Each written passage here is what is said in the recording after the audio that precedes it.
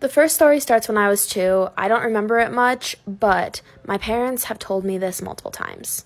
We lived in this little white house. It was very old. My parents used to always hear me laughing and playing in my room with someone, but there was no one in my room. When they asked who I was talking to, I told them it was a little boy named Omar. They thought it was just an imaginary friend, but now that I think back on it, when I was 3 and 4, I did see someone. He was always very kind to me. I would play Barbies and he would play with me. He would draw me pictures. I would leave my books out for him so he could read while I was at preschool. I would tell him about my days and he would tell me about his. But things started to get really weird once my brother was born, and that is when my parents started to see him too.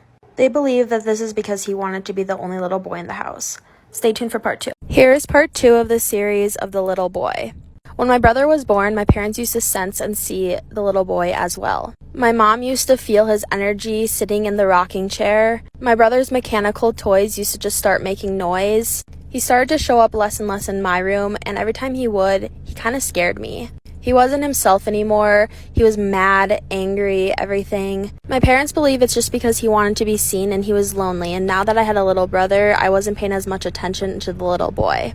My mom would wake up to my brother crying in the middle of the night and go check on him, and she would sense something standing next to her. Weeks later, we moved out of that house due to a shooting in our backyard. My old nanny, who lived across the street, told us after we moved out, she would always see something in the window of my room. On my scary childhood stories. After my dad remarried, we moved into a blue house, and me and my stepsister shared a room. Right when we moved in, I already knew something was off about that house. It was just kind of creepy. I got weird vibes from it. Nothing really happened within the first couple months of living there until winter hit. Keep in mind, this was like during when I was 14 and 15. Me and my stepsister's room was right below the attic, and at night we used to hear footsteps up there. These weren't footsteps coming from an animal, they were more footsteps coming from heavy boots hitting the ground.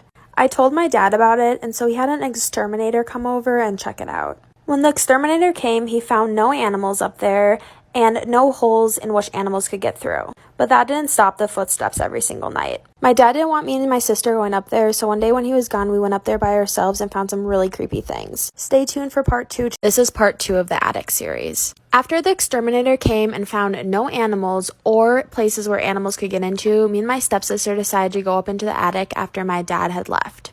When we went up there, it was filthy. The first thing that we noticed were hangers, and they were hanging clothes and belts from the ceiling.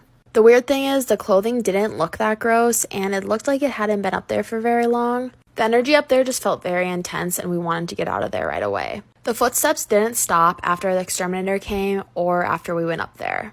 We believe after we went up there, we made the spirit angry because weird things started to happen. The lights in the hallway used to turn on and off all the time, even though no one was upstairs because my parents lived downstairs. There'd be footsteps in the hallway, and when we would check, no one would be there. I can't fit everything in 60 seconds, so stay tuned for part 3. This is part 3 of the attic series. One night around 2 o'clock, my brother's door slammed. Take for granted he wasn't home, and then all of the lights in the entire upstairs turned off all at once.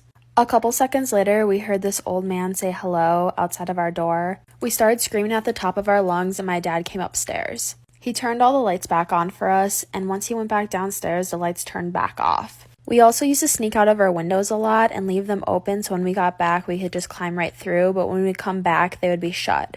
Our beds were pretty much right next to each other. There was just a little walkway in between, and if one of us would wake up in the middle of the night, we could feel a presence standing over us. The footsteps in the attic also never stopped. Comment if you want to hear more scary stories.